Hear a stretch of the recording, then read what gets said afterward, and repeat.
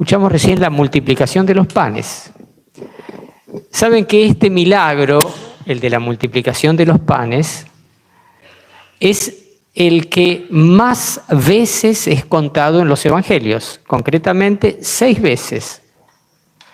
2 veces en Mateo, 2 en Marcos y luego una en Lucas y una en Juan. O sea, detrás de este milagro, primero está la impresión, la gran impresión que produjo entre los discípulos de Jesús este milagro, ciertamente, pero está también la comprensión de que detrás de este milagro hay mucha tela para cortar, está la comprensión de los primeros cristianos y en ellos nosotros, la comprensión de que este evangelio, este milagro de Jesús,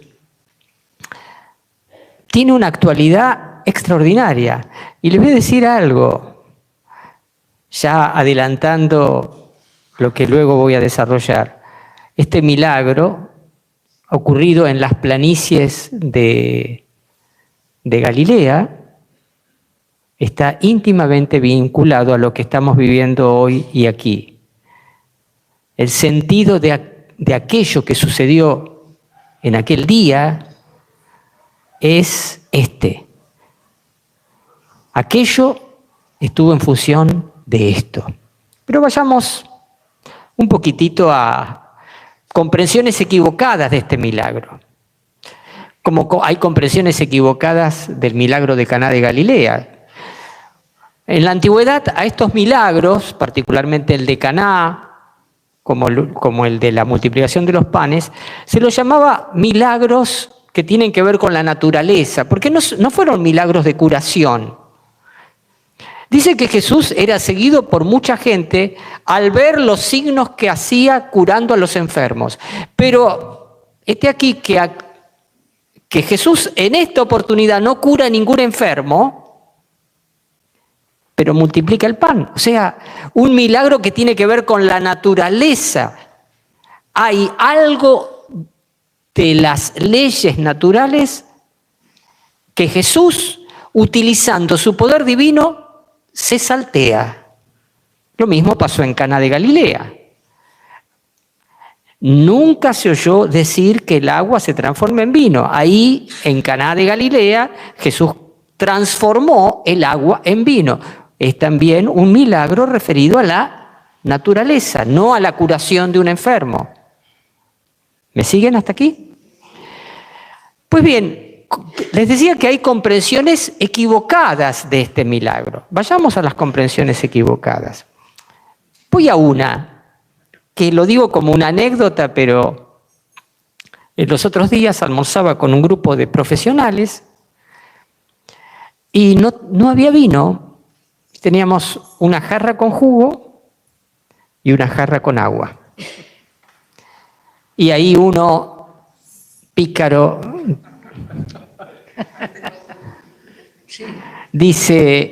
me dice lo siguiente: che, a ver si...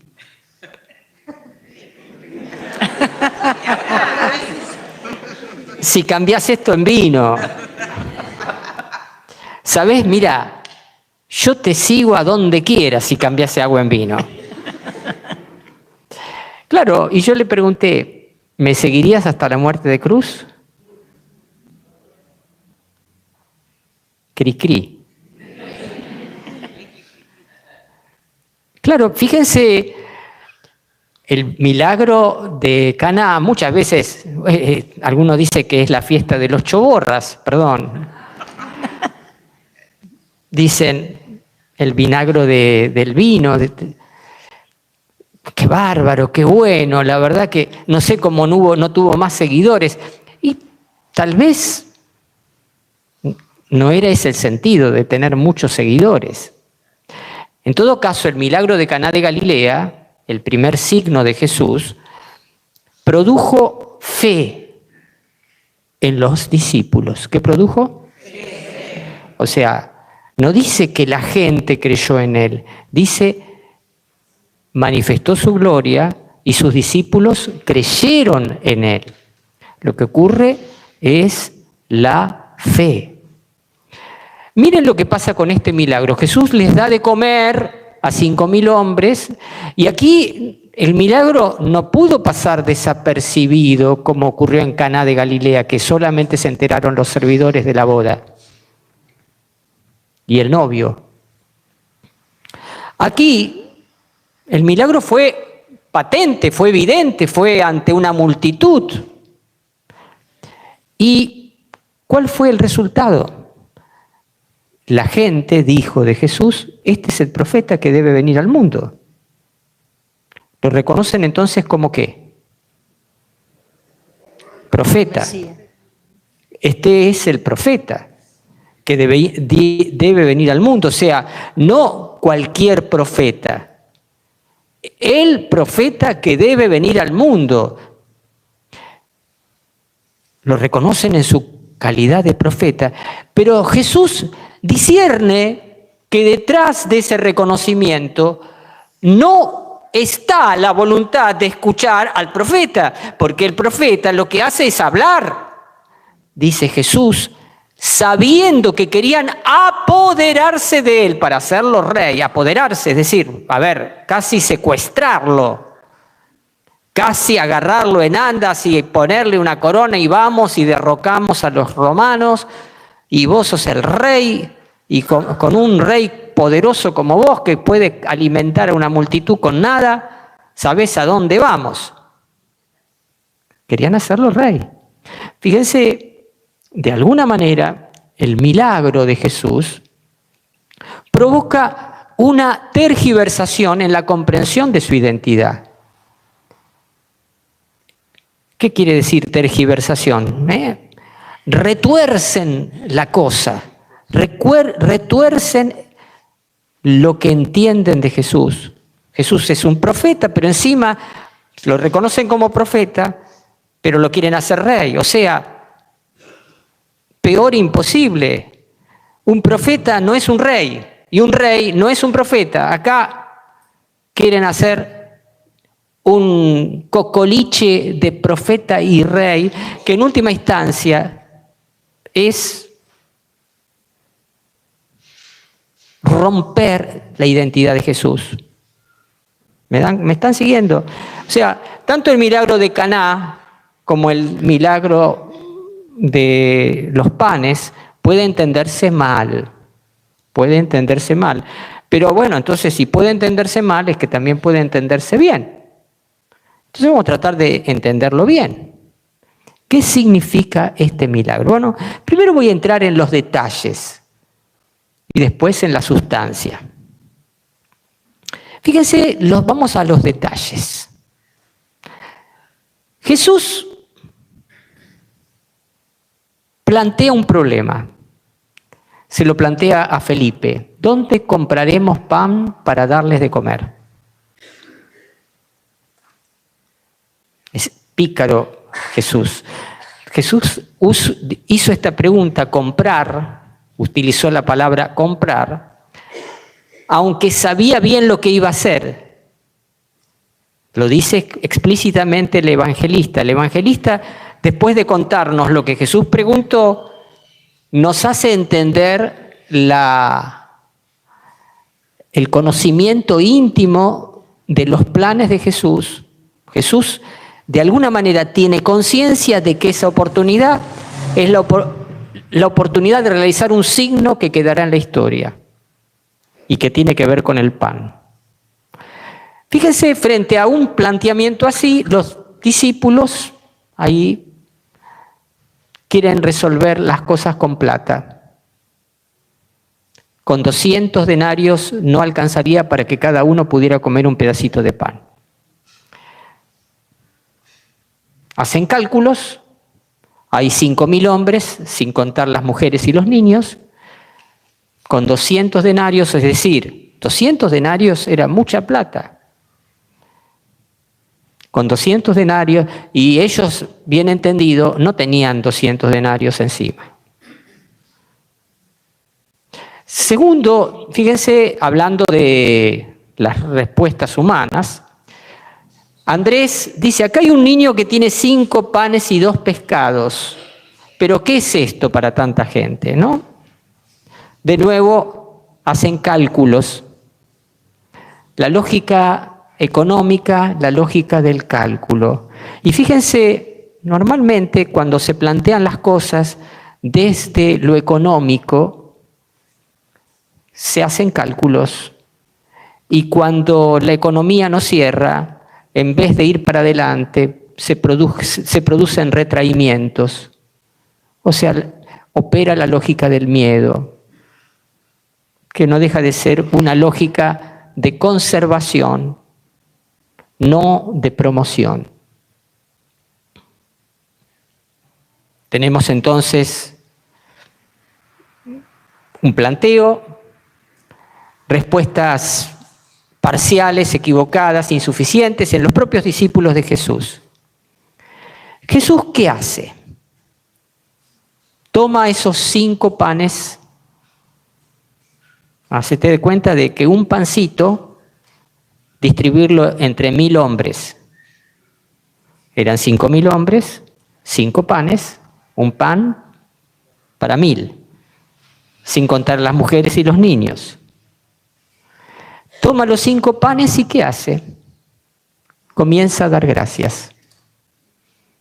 O sea, Jesús está adelantando, esto yo se los adelanto, pero está adelantando lo que iba a hacer en la última cena. Tomar los panes y dar gracias. Y está adelantando lo que Él va a hacer a través del ministerio, en este caso a través de mi ministerio sacerdotal, pero el que hace a través del ministerio de todos los sacerdotes, tomar el pan y dar gracias. Dar gracias a Dios. ¿Qué hace Jesús entonces? Toma el pan, da gracias y lo distribuye a los discípulos y los discípulos a la gente. Y les dio, es interesante, les dio todo lo que quisieron. No hubo retraimiento, sino abundancia. No hubo miedo, sino confianza. Pero hay algo muy interesante. Al final, Jesús dice, recojan los trozos que sobraron, que nada se pierde. Es interesante. Por un lado, esa lógica de la abundancia no es la lógica del despilfarro. Nada se tiene que perder. Si cabe, Jesús es ecológico. No gasta por gastar, aunque da todo lo que la gente necesita. Maravilloso. Y adelanta de esa manera algo que hacemos nosotros en la Eucaristía. Nosotros, después de dar la comunión, recogemos hasta las ínfimas partículas, las volcamos en el cáliz y luego, cuando se purifica el cáliz, se beben esas partículas. No tiene que perderse nada. Y las hostias enteras se guardan en el Santísimo, en el Sagrario, en el tabernáculo. No tiene que perderse nada.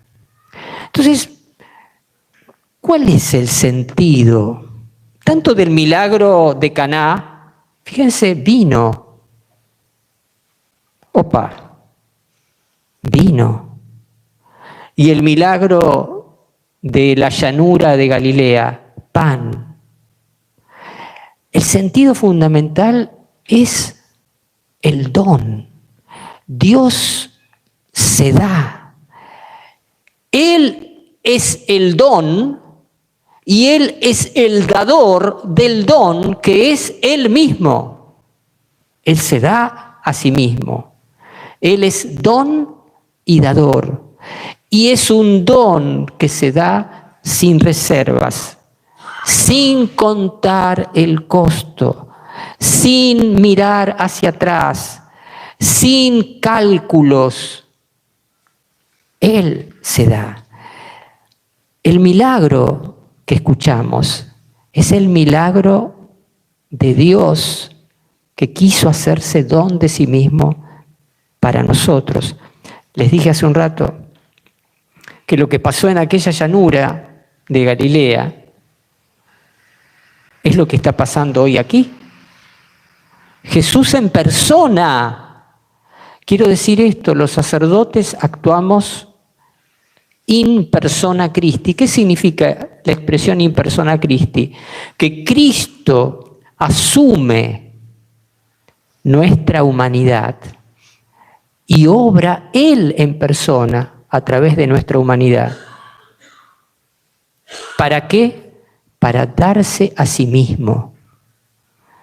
Él se nos da en su palabra y se nos da también en el pan eucarístico, el pan consagrado que es su propio cuerpo y su propia sangre.